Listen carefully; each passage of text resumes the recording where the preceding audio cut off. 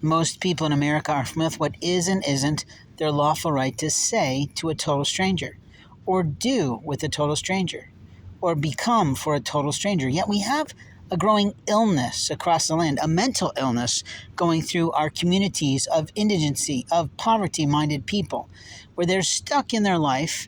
They're not really living a full-time life, and they want the income of full-time, but they're not necessarily marvelously willing to go out and get a second job to make full-time income. You see, you can either work full-time at one company, learning the ropes and getting their standard operating procedures and learning how to be a good benchmark player where you're following the best industry standards for what you're trying to accomplish.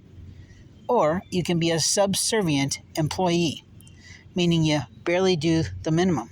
You do the shit to get by, and you sort of slightly take advantage. Now, when your owner comes for a visit, are you putting all kiss ass on the table, or are you recognizing that maybe you made some mistakes? And sometimes heads will roll, which you have the right to learn from for your next opportunity, provided that you have someone willing to write your recommendation letters, your reference letters, or other things.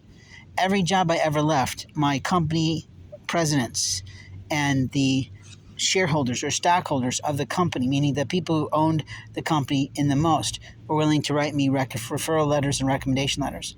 I'd like to know where those letters are. I used to carry them with me to try to do my job hunts. Now I'd have the total aspects of my history and employment.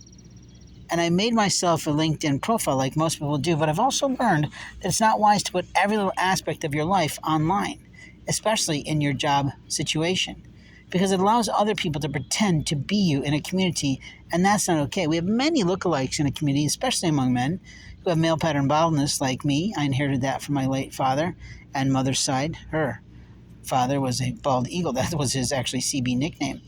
But the truth is, in life, we have rights. And we have rights to the privacy of our lives. We have rights to the records that we have for that. And no officer of the law, no fireman at all, has the right to push you into divulging your personal, private information. They claim they do have that right. They don't. They're not mental health experts. Thank God. Most of them shit anyway. And openly we have liars in the Catholic profession who take their Catholicism, who take their Islam, who take their Buddhism, whatever the fuck they believe in, into their work in the medical practices, which means that we don't get quality health care.